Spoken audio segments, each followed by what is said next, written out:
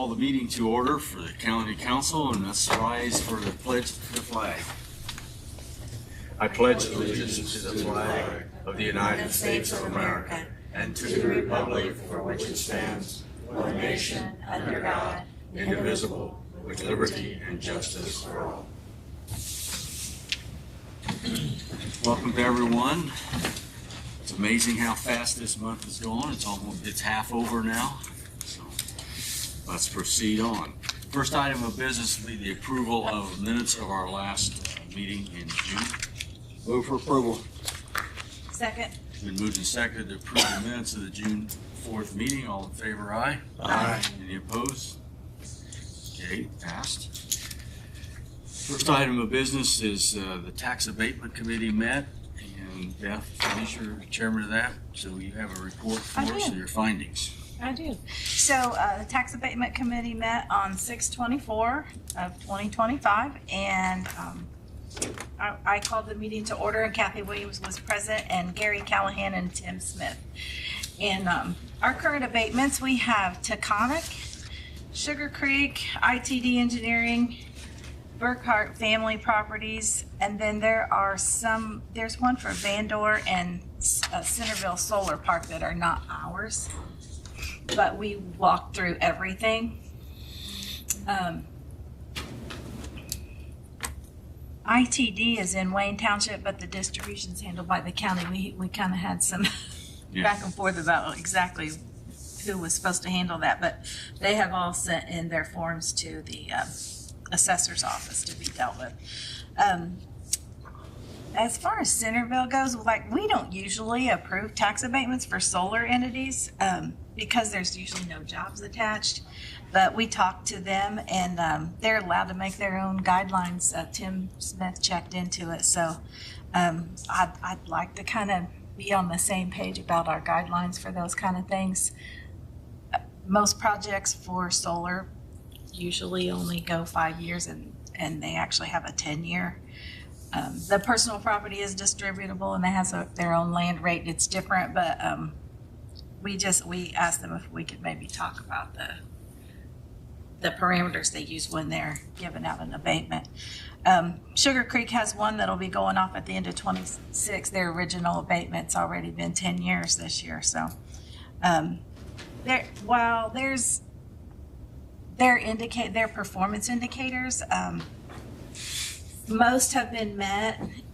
Even if they're not quite met, they're done on a certain day, and they could be down a few employees that day, or different things come into play. So mostly everyone was in compliance. There's some we'll look at in the future to make sure they're gonna meet their requirements to have a tax abatement, because we want to encourage the growth, but we just want to be careful handing out abatements. And that's the end of my report. So we have a motion to approve the report that all entities with abatements are in compliance. So moved. Second. Any discussion? All those in favor, aye? Aye. Any opposed? Motion passed. Thank you, Jeff. Dan, Health Department. Good morning. I'm kind of doing this in reverse order. The State Department of Health has sent out the application. For us, it would be a renewal for the FEMA grant, and that is Fetal Infant Mortality Review Team. It's something that we currently operate. We have one full-time employee, one part-time employee. The part-time position right now is vacant. But a little bit about that grant is the FEMA program serves 6 counties here in East Central Indiana: Fayette, Henry, Randolph, Rush, and Union. They do reviews on fetal deaths and infant deaths up to age 1. They do case investigation with other counties and other team members, and they come up with plans basically on how they're going to prevent this in the future. And that comes into the safety pin part of the grant. So that's why it's called FEMA Safety Pin. FEMA does the investigation. Safety Pin runs the programs for safe sleep, prenatal care, things of that nature. So the reason I said that done this in reverse order, I cannot meet with my board until August due to conflicting schedules. So I'm asking council to approve this contingent on the board's approval in August. I have put together a budget. I don't know if you have a copy of that budget or not. The only correction to that is on FICA, I did not add the money in for the part-time employee. I forgot to do that. So that would increase from $62.50 to $82.50, increasing the overall budget.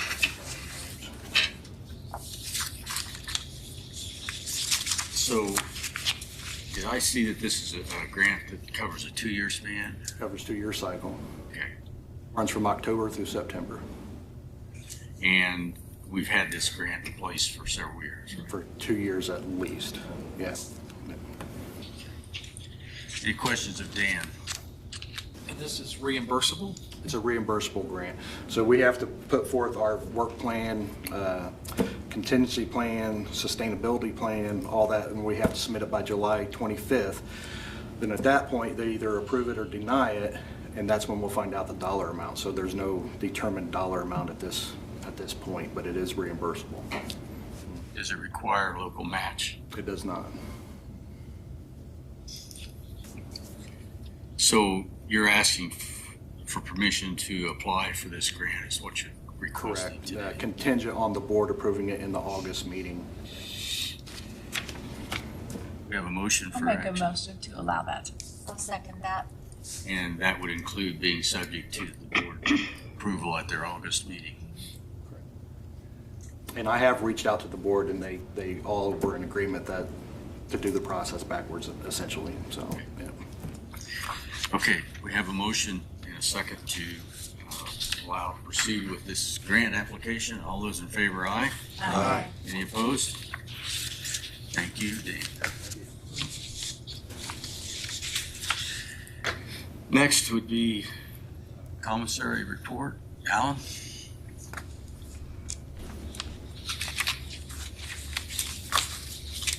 Normally, this is sent out electronically to you, but I'm not sure that it was yesterday because it's an email issue. Were you struggling with IT?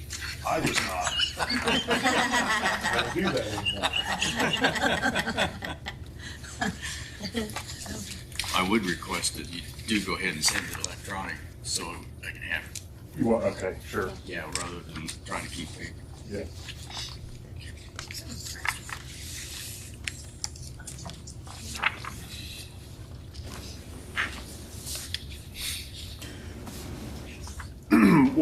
What I handed out was a commissary report for the first half of 2025. We started with, at the end of 2024, with $158,133.99. Income had $145,415.67. And expenses or disbursements, $144,182.08. With a balance as of the June 30th of $159,367.58. And in the detail is the following 8 pages.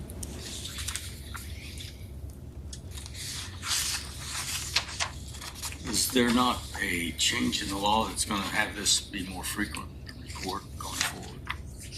I'm not sure what the reporting requirement is. Effective yesterday, it becomes quarterly, I believe. That's what I have quarterly. Actually, it went into effect yesterday. Yeah. On the first. Ahead of the curve. Any questions of Alan? Board?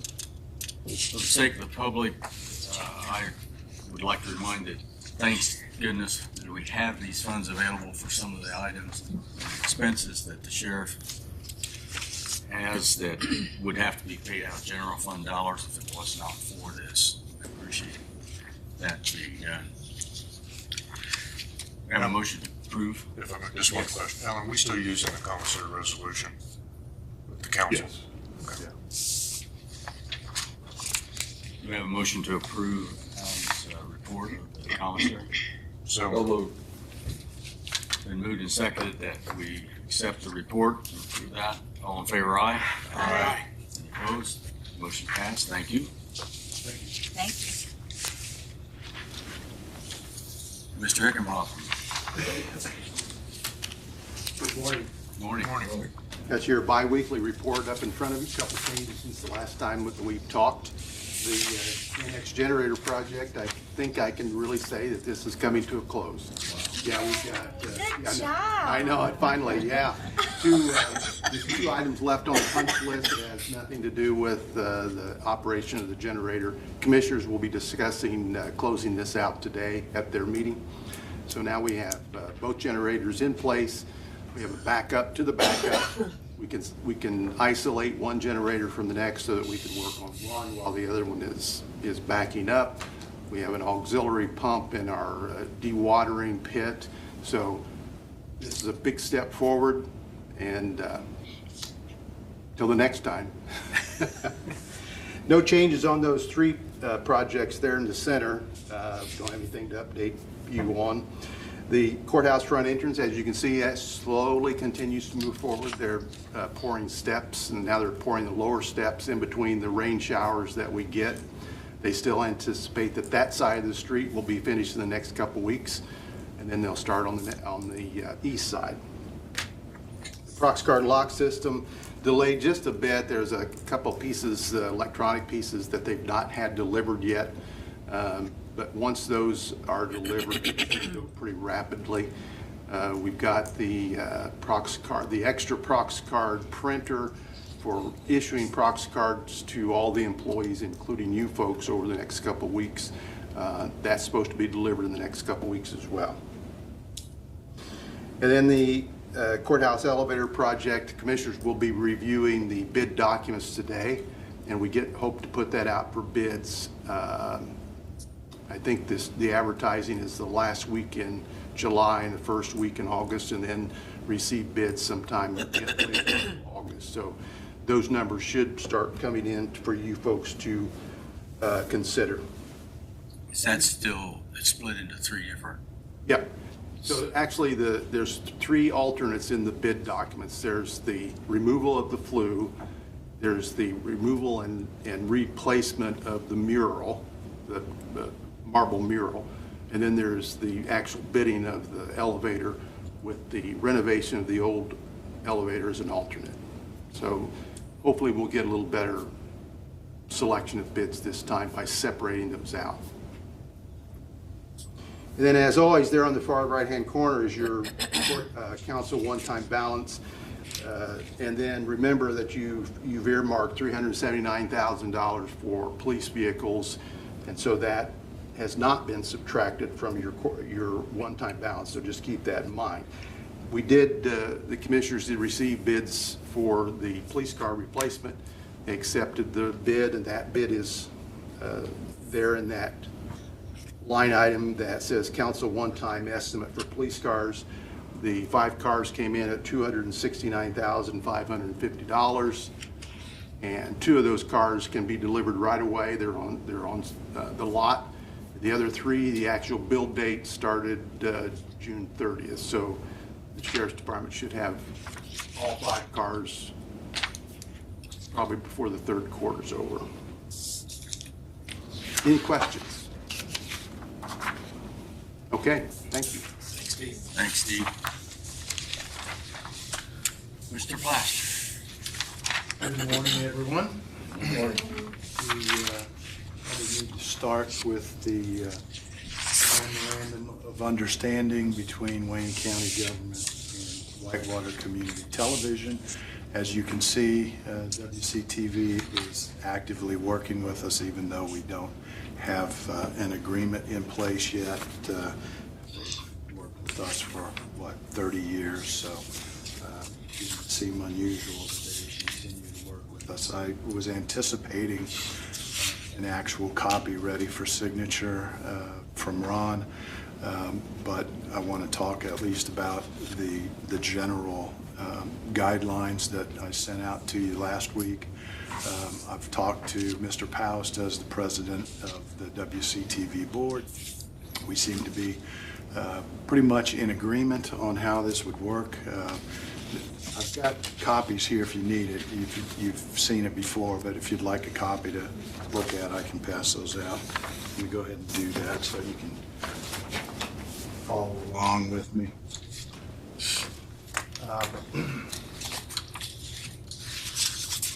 essentially, this document calls for an agreement starting July 1 and lasting for 6 months through the end of this year. It calls for WCTV to take care of all of our meetings that fall under this state statute that requires the live streaming, and then having a streamed copy available on the website. So we're asking that they follow the regulations as laid out in that law. You see a blank there because I didn't at the time know what the proper code was, but Ron is working on that. We're proposing $5,000 a month, a flat fee on a monthly basis. That would be $30,000 from now until the end of the year. We currently have $12,500 available in our previous line item where we were giving them $25,000 for this year to support their programming. So we would need an additional $17,500 from council to complete this agreement for the balance of this year. And then as we work through this and we get the bugs worked out, their original proposal was for $60,000 annually. You know, Mr. Paust's inclination towards negotiating, and so I'm used to him trying to negotiate prices down with vendors. So now he's trying to negotiate that price up with us. So good luck with that, Kenny. Thank you. But I think at this point, the number that we need to include in the budget, if you're in agreement, would be the $60,000 a year. And Max, I'll bring you in on those negotiations with Ken. So I'll hold him while you negotiate with him. We can work that out, yes. All right. And that has to be televised. Could be a On second fundraiser. There you go. So again, that's the general guidelines. I've also included in here and talked to Ken about mutually agreed upon additional things to record for us, not necessarily to stream, that don't fall within the new state guidelines that we can agree need to be available for the community. So at the moment that would be included in this agreement. I'll work with Ron to make sure we have a document, but I think everybody's in agreement that while we're working out the actual document, these guidelines, $5,000 a month to cover all the meetings that need to be covered for this new statute, we're in agreement to do that. So be happy to entertain any questions, or to, if you want to hear from Mr. Paust, I'm sure he'd be happy to speak at this podium again. Anything at all on that? I think we've all been exposed to this discussion for quite some time, and I think we're looking forward to having a final agreement in place to finish this year out. My thought would be that after you get a document signed and agreed to, then we could go ahead and make the additional funds available at a future date to finish And out we've got the Right. next couple of months covered, so we can do that. I would kind of, if you're willing, have a vote of the council that you're supportive of this outline, and we'll get the final document drafted as quickly as possible. I am afraid to ask, but Ken, do you have anything to add to this? We're paying by the minute now. Yeah, we're Glad to see you back in this room, though, Ken. Thank you. Okay, do we have a motion then to approve the concept of this agreement with Whitewater TV that Jeff has been discussing? I'll make that motion contingent upon the agreement being reviewed by the county attorney. Second. Any other discussion? All in favor, aye? Aye. So proceed with that, We Jeff. will do that, and we'll get that wrapped up as quickly as possible. Just a couple other things.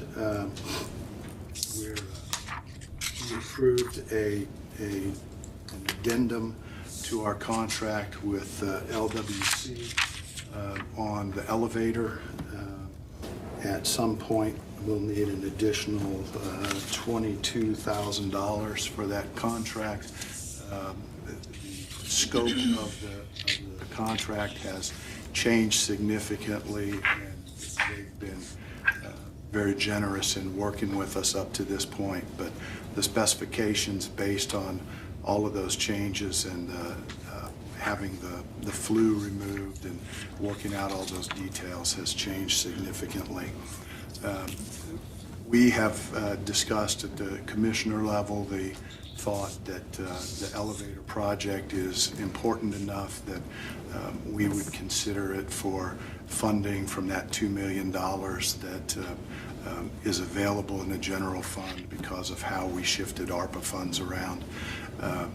It's going to be a significant expense. There are other places that we can look to come up with funds, including the CUME CAP fund, which has about $1.5 million in it. And there's a couple others, but we want to put that on the table, and we'll have those discussions as things move forward. We did approve for LWC to look at the west side of the courthouse. There's an entryway there that the sheriff uses to take prisoners from the jail to the courthouse. There's significant degradation to the concrete work that leads up to the doors. We also heard from the sheriff's department that there is some concern about the security of that whole area, and so we're looking at options to enclose that archway that is on the west side of the courthouse to make it more secure, to eliminate access to the HVAC equipment and to make the exterior doors more secure. So we're looking at that as part of this project. The concrete work, the drive there, we're looking at two options. One, simply expanding the width and replacing with new concrete the work that already exists to make it a little easier of access. But the alternative to that is to put in a circle drive there that would connect up with that leads to the coroner's entryway. We think that that's doable, and the estimate is that that could be done for about $50,000 more than just renovating the concrete work that already exists. So we'll be looking at both of those options and be coming back to you when we have some more solid numbers. But the original estimate is $100,000 just to replace all the concrete work and expand it a little bit, and $150,000 to put in that circle drive, which would make it far easier for folks to navigate that entryway, which is a challenge. And one of the days we were over there looking at what needed to be done, there was a sheriff's van that was leaving, and to see them try to negotiate backing out of that drive, it really pushed us to put the option of a circle drive in the works to see what we can do. So we'll keep you updated on that as we get more information. We did approve for Mike Sharp to purchase a used Gradall using the $150,000 that you have routinely for a number of years provided to him for equipment purchases, and he had the balance of the funding.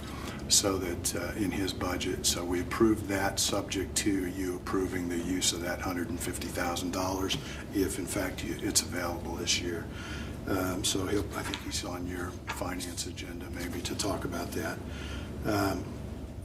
We did receive permits from NDOT to put up the electronic speed limit signs that we purchased with ARPA funds. So those will be in the process of being put up across the county as time to get his crews out on that. We also approved the fleet policy that we've been working on for a couple years now, and the Prox card policy that will be implemented once the locks are in place. So we'll get you copies of the approved policies. Those have been distributed to department heads and all elected officials twice, I believe now, as we've made some minor changes based on recommendations from other elected officials and department heads. So those are in place. They'll be implemented as we're able in the coming months. That's all I have. If you have any questions, be happy to try to answer those for you. Questions of Jeff? Thanks a lot. Wait, I have one. So have we, I know you've been working diligently with the chamber on an education session about. Yes. Do we have a date? We have narrowed the dates down to the 5th or the 7th of August. Okay. We are working, in fact, I've got the Association of Indiana Counties has committed to providing a speaker for that. We're looking at things like, do we want it to be in person? Do we want it to be an online session? Or do we want it to be a hybrid so that people have an option of how they access it? That's one of the meetings that I thought we might want to have recorded so that can be available to folks who are not able to attend. We have the Kuhlman Center reserved for those 2 nights. We have this room reserved for those 2 nights. We don't have the kind of facilities that we would want for online stuff at Kuhlman. So if we decide to do online, this room probably would serve us better. The chamber is actually going to be the group that's calling the meeting and reaching out to elected officials all across the county, whether they be town board members or school board members or township board members. We want to try to get as many folks that have responsibility for overseeing budgets in Wayne County to get some of those details so that they can start understanding how this is going to impact them over the next few years. So yeah, the 5th or the 7th, put those on your calendars, and we'll continue working to get that nailed down. We're thinking an evening meeting on one of those 2 days. Thank you. I appreciate you doing that. Jeff and I have talked about this a few times in the last month, and I appreciate Jeff taking the lead to get this set up, and also appreciate the willingness of the chamber to kind of be the spearheaded group to get this in place. Well, I know the city of, Beth Fields from the city contacted me and said, is there a chance that we could bring both bodies together to talk? And I said, well, that this was being worked on. So I want to make sure I can get her the dates and city council to hold those dates too. So we'll be finalizing the choice of those 2 dates here very quickly so that You guys have input on in-person or online, let me know and we'll take that into I'm going to consideration. ask right now, does anybody know of a major conflict on either of those 2 dates? Yes, I was going to talk with Beth that I think the 7th is sometimes a meeting of the Republican precinct people, but I didn't know if that's scheduled now. Okay, good. So I'm unaware. I'm sure there'll be conflict with some. I think Tuesday probably has more conflicts than Thursday because some of the town boards meet on the first Tuesday. So I'm leaning towards the 7th, but haven't arrived at it, that final option yet. And some of that will be some of the others that I've reached out to provide a speaker. We need to know when they can be here, so. What time are you looking at, Jeff? I'm sorry? What time? Probably 6:30 or so. It'll be in the evening. Okay. Let's try to get that pinned down very quickly so our potential speakers as well as the attendees can get it on their calendars. We will do that. Okay. Anything else? Thank you. Thank you. Does anyone in the audience have anything to bring up? Anything else from council? Any reports from committees? I can't tell you that I have met again or spoken again with Lonnie. They are putting that together for us, for the council. And nothing from the judges at this point in time. Anything else? We have a motion to adjourn this council session. So move. Second. All those in favor, aye? Aye. So adjourned.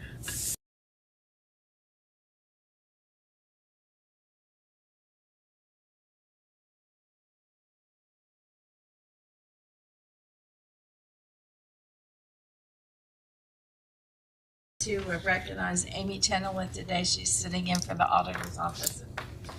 More than able to do this job for us today, so we're glad to have her. First up, we have approval of the council finance, or the finance committee meetings of June 4th. Motion to approve. Second. Motion and a second. All in favor? Aye. Any opposed? There are none. All right. Gordon Moore, is he here today? I didn't see him. He just has a transfer. I think we can do it without him. It's pretty straightforward. He just needs to transfer $200 from his staff and training education to his dues and subscriptions and fees. Do we have a motion for approval? So moved. Second. Motion and a second. All in favor? Aye. Any opposed? There are none. And then next up, Karen Bowen from CASA. She's not here. Not here either. She needs to transfer $1,500 from contractual to office supplies. And let me see. There's no reason, stated on their transfer form why they need to do that, but Maybe she needs to buy office supplies. maybe she needs to buy office supplies. That might be it. All right. That's a lot of money for It is. office It supplies. is. I just wondered what it was about. But do we have a motion to approve that transfer? Motion to approve. Second. We have a motion and a second. All in favor? Aye. Any opposed? There are none. And now I know we have Mike Sharp here because I saw him. Good morning, Mike. Morning. I saw one of those big old grade-all things going down the road that again. That thing is huge. So we currently have 5 of those. We use them throughout the county. We have thumbs for some of them that pick up when we have tornadoes or storm damage and things like that. The other ones have buckets for putting in our pipes and doing ditching and other things. We did purchase a mower for one of them, so we're actually able to do it, especially like on rainy days. We can go out where people are having a hard time seeing at intersections and so forth and try to trim the brush up without taking a mower out there. And sometimes the mower that we mow the side ditches with, you can't get higher up and get some of them tree limbs, so that's really working really well. And then the brush and things that we can kind of cut up, it kind of chops it up and gets it a lot better than some of the ones that we tried a few different ones, and I didn't like the way they looked on the tree. It kind of stubbled the tree out and splintered it out, and I wasn't really for that. But this will do a lot quicker job than what sending a whole crew out there to do that with. So we use these grade alls a lot, kind of year round. During the paving season time, during rainy days, we'll use them, but then when we're not paving and sealing, then we use these a lot. So this would be to replace one. We have a series, most of them are series 1s. The last one we bought last year is a series 4. And so we've been trying to find used ones. The one we bought last year was, I want to say, $195,000 is what we bought the Series 4 for. The other ones that we got are Series 1s. We had a Series 2 that I bought new back in 2004. It's now, we use it for parts because it didn't work out. That series was not a very good series, so we kind of just using it for parts. The other ones we bought are Series 1s, and they go back to like 1995, so that's how old they are, 30 years old is how old some of those are. The problem with them are they're still a good unit, but we're having a hard time getting the parts for them.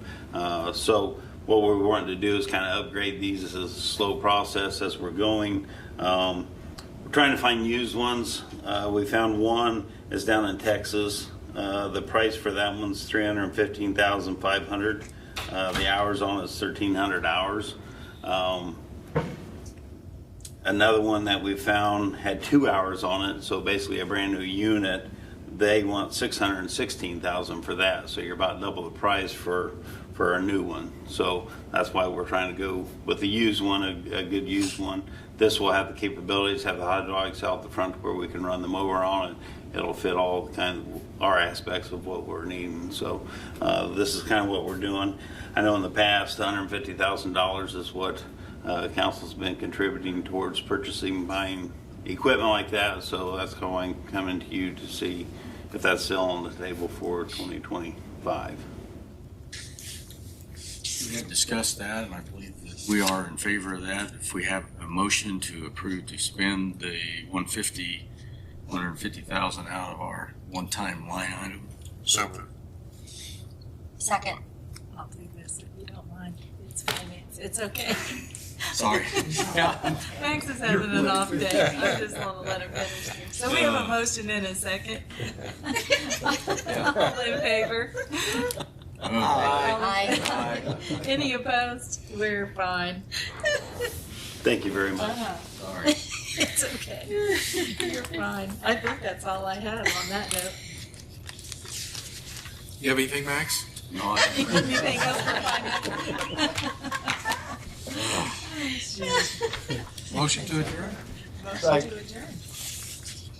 All in favor? Aye. Any opposed? Of course not. This train wreck stopped. Or any more damage. Oh, shoot. You ready to proceed with personnel, Barry? Give me just a second again. Okay.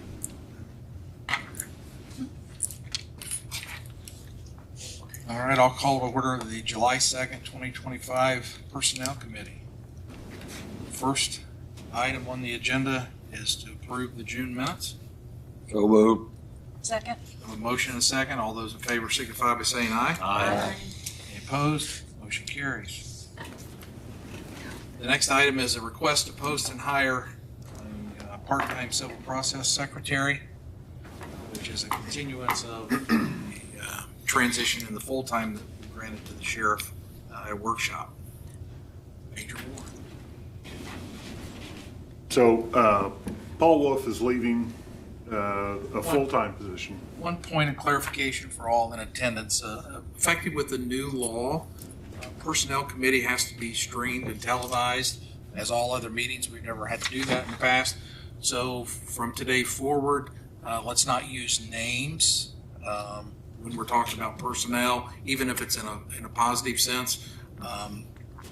Kim and Pam and I will look at how we're going to do that. It may be by employee number, but we need to all avoid any name. So, sorry, Major. That's going to vacate the full-time position, 10905. We have a part-time person who is in the account number or line item 13490. And she is going to move into that position that's going to be vacated. She'll move in there on the 9th, the day after the other one's vacated. So we're asking for approval to post for the part-time position, 13490. And the sheriff had mentioned this in the last meeting that we had, and we actually could have approved this to be posted at that time, but for some reason we did not. So the major's back today asking for that consideration to post that and replace that part-time employee. Council's pleasure. I move we approve the request to post and hire 13,490. A motion? Second. Motion and a second. All those in favor signify by saying aye. Aye. Any opposed? Motion carries. Thank you. Thanks, Major. Next, salary ordinance amendments. Kim? Request is for salary ordinance amendment 2025-7. So we have several things under this, but it's the same office and same scenario, so we put it under one. But effective June, the request effective June 30th, 2025, the recorder's office increased, and that was approved by council, their work week from 35.5 hours to 40 hours. There's 2 exempt positions that will not be included in this. Part-time is not included, but at 29 hours. So there's only 2 full-time positions that we're going to need this amendment for. So we have 10232 recorder clerk and 10237 recorder clerk. And it is actually, we need to officially move their annual compensation because of the additional hours from $37,658.40 to $42,432. And then also previous discussion was part of this package deal was to delete out a part-time position, which is 13,490. So we'd like to, part of this to include deleting that out, which will help overflow into the budget and get the budget corrected, that position's been deleted. And these salaries are paid from, not the general fund, but from the recorder's That perpetuation is fund. correct, yes.